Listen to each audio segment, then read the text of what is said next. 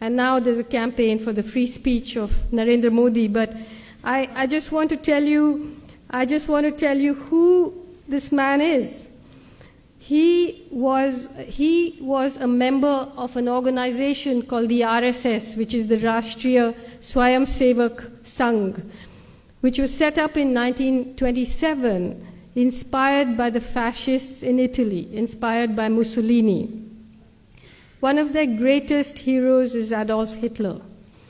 They very openly praise Adolf Hitler, and I'll read you some of the things that their books say. In 2002, when Modi was the chief minister, a train full of pilgrims coming back from the destruction of this Ayodhya mosque, which was disputed, the train caught fire. Nobody knows who set fire to the train, and 57 pilgrims were burnt.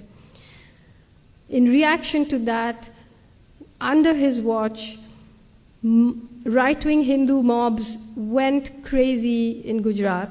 They burnt and killed and raped, and something like between 1,000 and 2,000 Muslims were massacred openly on the streets of Gujarat.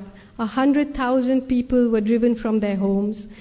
The people who did the killing were helped by the police. There was a member of the Legislative Assembly called Ehsan Jafri, who had the temerity to stand against Modi in the elections. His house was surrounded by a mob of 20,000 people. He made something like 200 phone calls asking for help. The police vans came there and went away. They didn't do anything. The mob surrounded the house. Ehsan Jafri came down and said, look, there were many people sheltering in his house.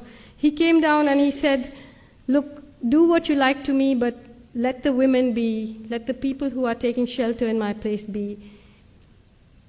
They cut off his arms, they cut off his legs, they dragged his body around the place, and then they killed all the people there. They raped the women and they burnt them alive. So, and Modi said, well, if there's an action, there'll be a reaction.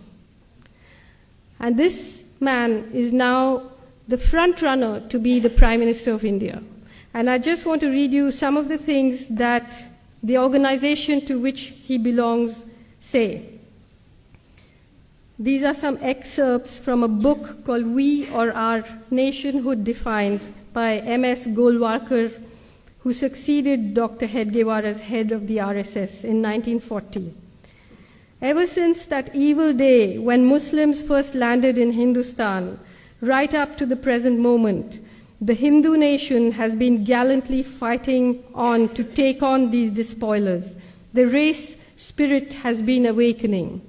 In Hindustan, the land of Hindus, lives and should live the Hindu nation.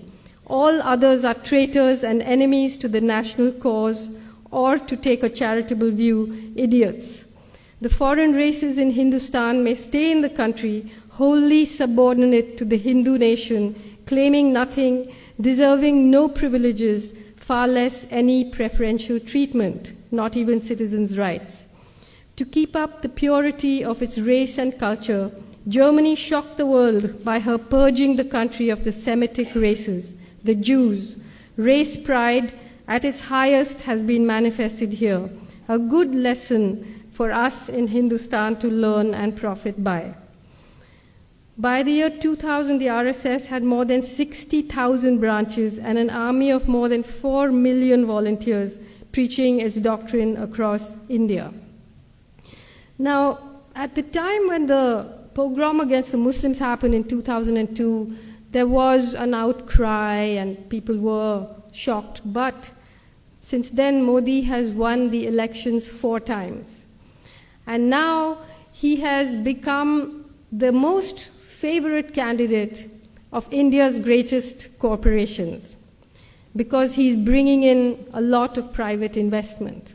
So if you bring in the money, then a little killing, a little raping, overseeing all of that is not such a bad thing. So you have a situation where this kind of open, I mean, we call them fascists because they call themselves fascists, meaning they, in their books, admire the fascists.